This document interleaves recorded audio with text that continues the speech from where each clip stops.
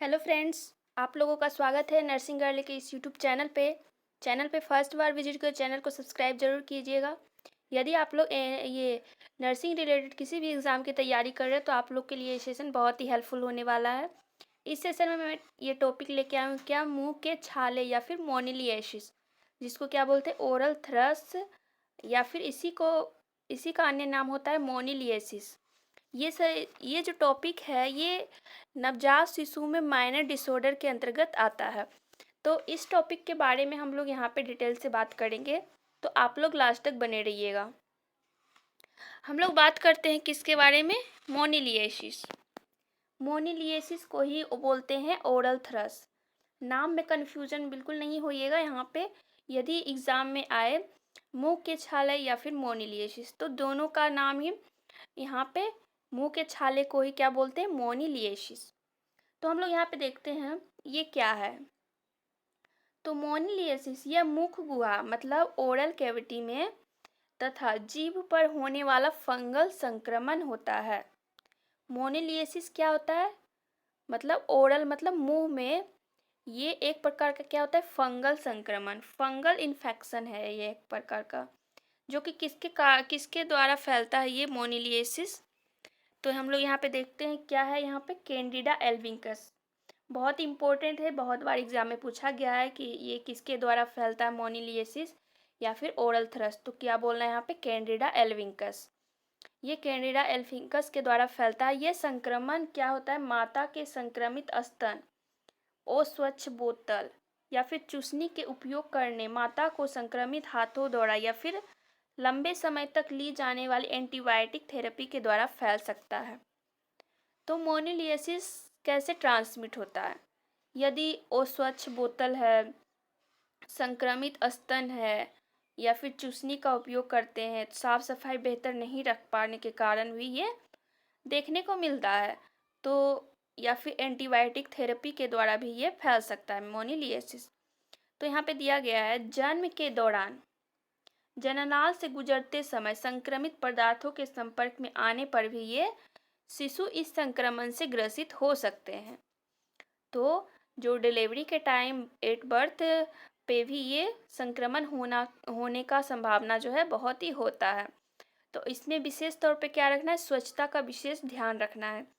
जैसे यदि ये बोतल फीडिंग कराएंगे तो उसमें जो है बोतल जो होना चाहिए वो बहुत ही साफ़ सुथरा होना चाहिए। उसको गर्म पानी में या फिर इसमें 10 मिनट तक उबाल कर उसके बाद ही देना चाहिए। साफ़ सफाई बहुत ही रखना चाहिए।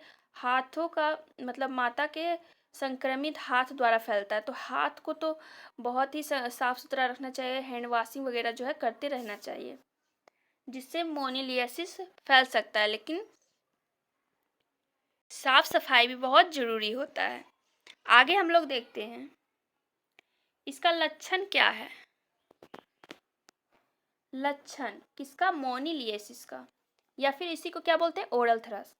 तो हम लोग देखते हैं यहाँ पे जीभ, होठ तथा मुख गुहा की श्लेष्मा कला पर सफेद रंग के चकत्ते बन जाते हैं। जैसे कि ये मुंह में होता है, जीभ पर जो होता है क्या होता है, श्लेष्मा, मतलब सफेद रंग का चकत्ता बन जाता है, उसी को बोलते हैं ओरल थ्रस। इसका लक्षण होता है।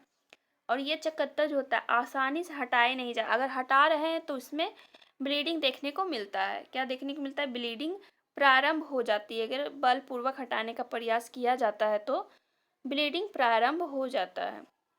आगे है, गंभीर मामलों में नवजात को आहार निगलने में परेशानी हो सकती है। तो ये बहुत ही इम्पोर्टेंट है। इसमें लक्षण यदि है किसी बच्चे में तो इसमें ये सभी लक्षण देखने को मिलेगा। मुंह में जो है सफ़ेद चकत्ता बन जाएगा, अगर उसको हटाएंगे तो वहाँ से ब्लीडिंग होना स्टार्ट हो जाएगा, और फिर क्या है, आहार निगलने में परेशानी हो सकती है। आगे हम लोग क्या देखते हैं, इसका ट्रीटमेंट क्या है, उपचार।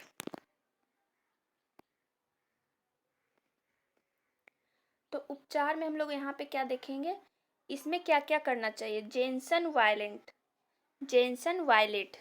वायलेट का एक मतलब 0.5% जलीय विलयन प्रत्येक फीडिंग के बाद मुख गुहा में लगाना चाहिए। जेंसन वायलेट क्या होता है, एक प्रकार का ऑइंटमेंट है, 0.5% का ऑइंटमेंट, जिसको क्या करना है, जलीय विलयन में प्रत्येक फीडिंग के बाद मुख गुहा में लगाना है। मुख गुहा मतलब ओरल कैविटी में लगाना है, जहाँ जहाँ पे है चकत्ते देखने को मिल रहा है।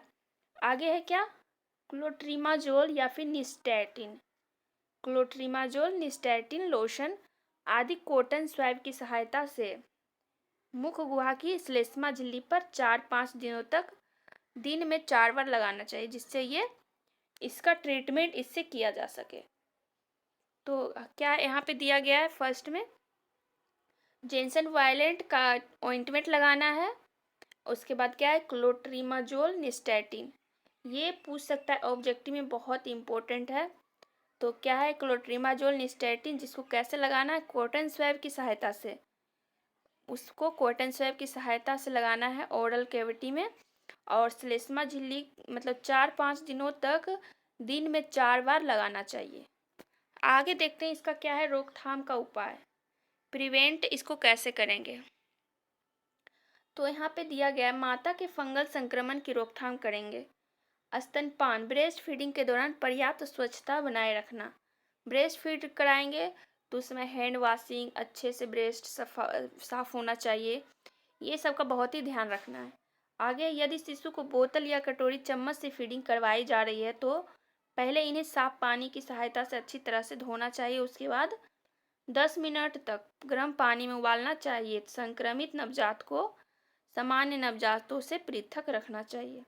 मतलब अगर बोतल फीडिंग कराएंगे तो वो बोतल को अच्छी तरह से साफ कर लेंगे, उसके बाद उसको 10 मिनट तक गर्म पानी में उबालेंगे, जिससे कि सारे बैक्टीरिया जर्म्स वगैरह जो है किल हो जाएं। आगे है, ये संक्रमित नवजात को सामान्य नवजात से पृथक रखना है। क्यों रखना है, क्योंकि ये संक्रमित अगर बच्चा है तो उसके संपर्क में आएगा तो वो दूसरे बच्चे को भी इफेक्ट कर देगा, तो इसलिए उसको अलग रखना है। एक बच्चे को संक्रमित बच्चे से अलग रखना है। तो हम लोग देख लिए क्या क्या देख लिए मोनिलिएसिस में, इसका लक्षण,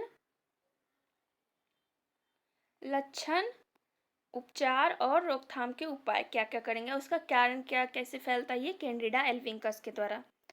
तो आई होप आप लोग को ये सेशन अच्छा लगा होगा। Thanks for watching. चैनल पे फर्स्ट बार विजिट किया, चैनल को सब्सक्राइब जरूर कीजिएगा।